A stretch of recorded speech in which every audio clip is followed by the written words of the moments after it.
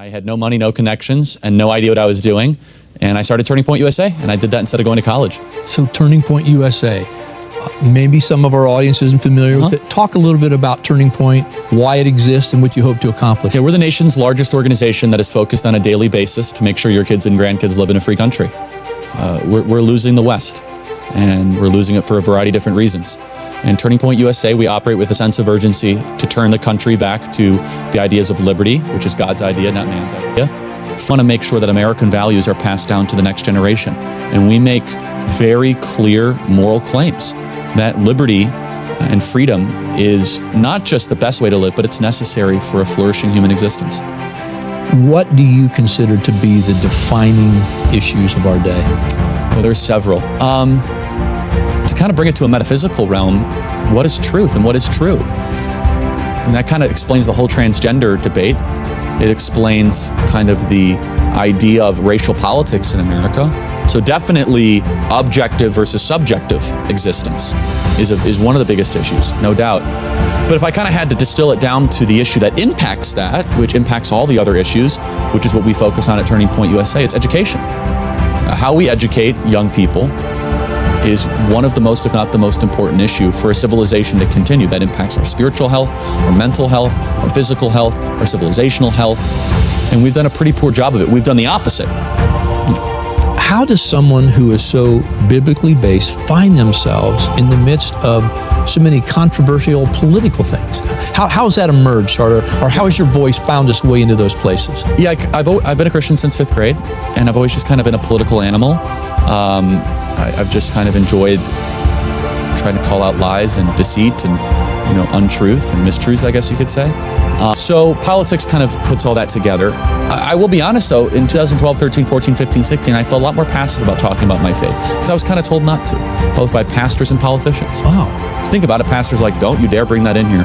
Don't bring it in the church. I grew up in a church environment that you do not talk about politics. You do not talk about philosophy. You just talk about the Bible. We just do the gospel. That's it. Which of course is, I believe, unbiblical, right? Nehemiah, Jeremiah, Esther, Mordecai, Daniel, amongst many others, were all political figures. Yeah. Fasted and prayed for the nation. Even Deborah. Yeah, exactly. The counselors to the king. Yes. So there's many examples of that. But then of course everyone says, what's the first thing? Okay, well the first thing is winning souls for Jesus Christ. Most important thing. Well then Charlie, what's the second thing? To make sure you can do the first thing. That's good. It's my day job. That's good.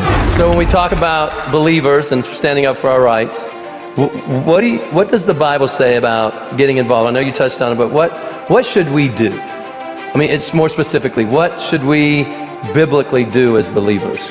Yeah, and some people believe that the church or Christian should not comment ever about local politics or about being a citizen. They say, all we do is the gospel and we don't get engaged in those sorts of things. Well then, there's a lot of verses that they're going to have to explain with that sort of a position.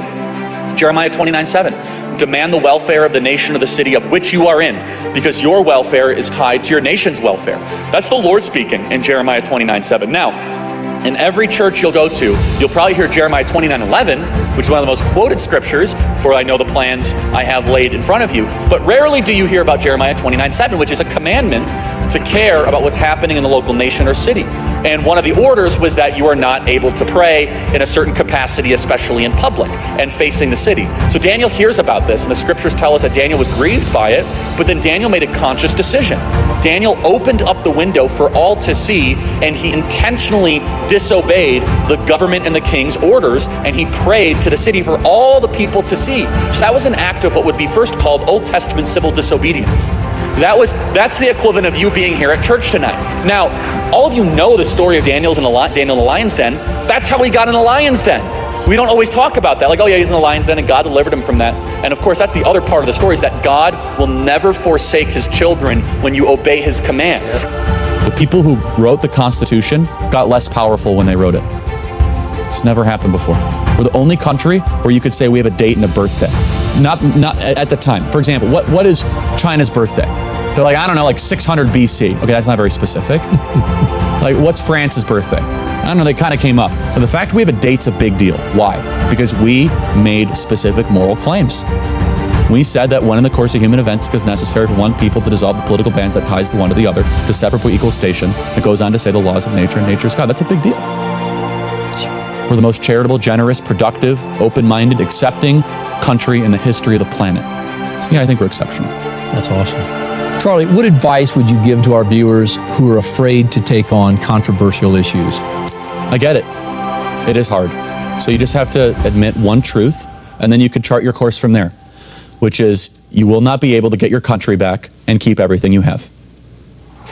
It's impossible. You will lose friends, you'll lose contracts, you'll lose relationships, but you will gain in wisdom and in courage, and you'll actually end up gaining in friendships that matter. So no, the fear is totally correct if those things matter to you. What can I do? Learn every day. Dedicate time to learn. I love learning.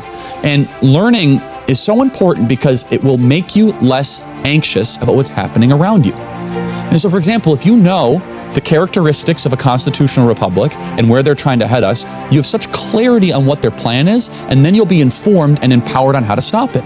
You'll know what the Constitution says and does. Separation of powers, consent of governed, independent judiciary. All these are unique characteristics of a constitutional republic. And I know a lot of people watching this are just there. I feel like I'm losing my country. I feel like I'm losing this. And there's three ways. There's three ways people react to it, right? They react to it by being despondent and they just check out. Like, I'm done. Wrong answer. Daniel fasted and prayed for his nation. Jeremiah 29:7, which is demand the welfare of the nation of which you are in, because your welfare is tied to the nation's welfare. That's the Lord speaking. Wow. It's good.